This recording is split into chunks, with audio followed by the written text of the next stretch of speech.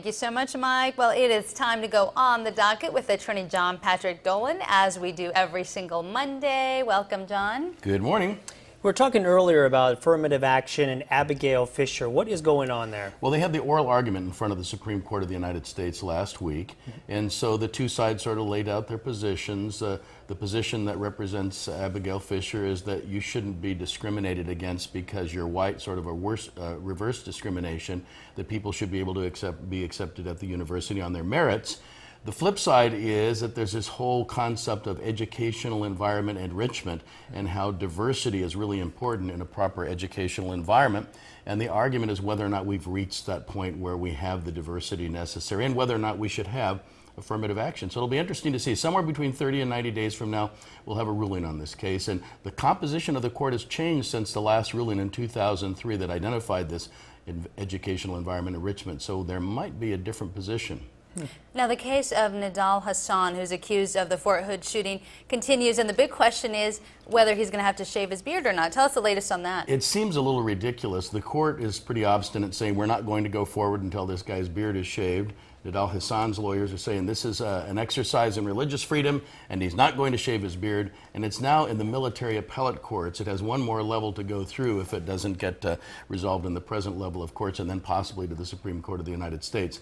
But, you know, when you stand back and look at this, you wonder why somebody doesn't give. Why doesn't the court just say, okay, we'll go forward with the guy's beard because we want to get the case tried?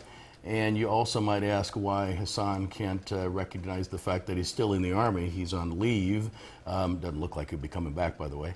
But why not follow the military rules? But they've drawn the line in the sand, and so we'll see what happens. The ruling should be, hopefully promptly, come down from the military court in the next month or so. So arguments over a beard. Now we have another argument over the size of one's jail cell. Conrad Murray, tell us about that. Well, you remember what happened. Conrad Murray got convicted of involuntary manslaughter for criminal negligence in the Michael Jackson case, administering propofol in his bedroom without the proper monitoring, etc., far below the standard that physicians are required to meet. He's in a jail cell in Los Angeles County because of the realignment that doesn't put him in the actual state prison. It's a 5-by-7 jail cell, and his lawyers are saying this is cruel and unusual punishment. If he were a dog, there might be a charge of animal cruelty because it's such a small, confined area.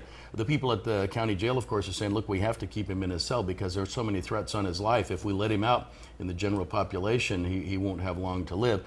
His lawyers are arguing that he's dying a slow and cruel death because he's in the small cell, and they're looking for some sort of remedy. I don't know exactly what kind of remedy they're going to come up with because he has to be kept somewhere. Eventually, he'll be on supervised release, so this is a short-term problem, not a long-term problem, but it is something new in the case that has just developed. How long will he stay there?